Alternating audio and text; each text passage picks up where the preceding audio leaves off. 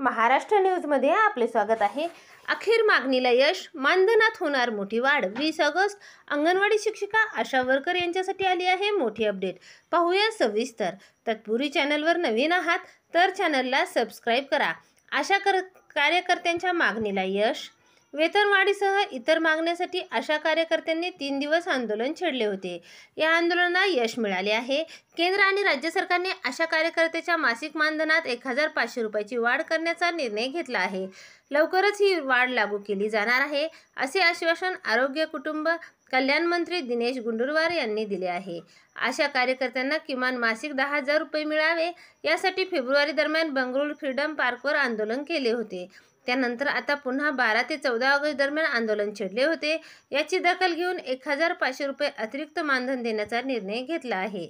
सध्या राज्य सरकारने दिलेले 5,000 रुपये आणि केंद्र व राज्य सरकारचे 3,000 रुपये असे एकूण 8,000 रुपये दिले जातात।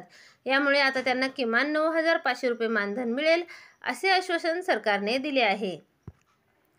अंगणवाडी सेविकांची लाडकी बहीण योजनेबाबतची भूमिका। या फेर तपासणी प्रक्रियेत अंगणवाडी सेविका मुख्य भूमिका बजावणार आहेत। त्या प्रत्येक लाभार्थीच्या घरी जाऊन अर्जात दिलेली माहितीची पडताळणी करणार आहेत।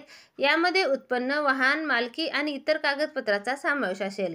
परिवहन आणि आयकर विभागाच्या कार्यकर्त्यांनी ही माहिती क्रॉस व्हेरीफाय केली जाईल। लाडकी बहीण योजनेअंतर्गत चुकीची माहिती देणाऱ्या महिलांना अपात्र ठरवले जाईल आणि त्यांना पुढील हप्ते मिळणार नाहीत।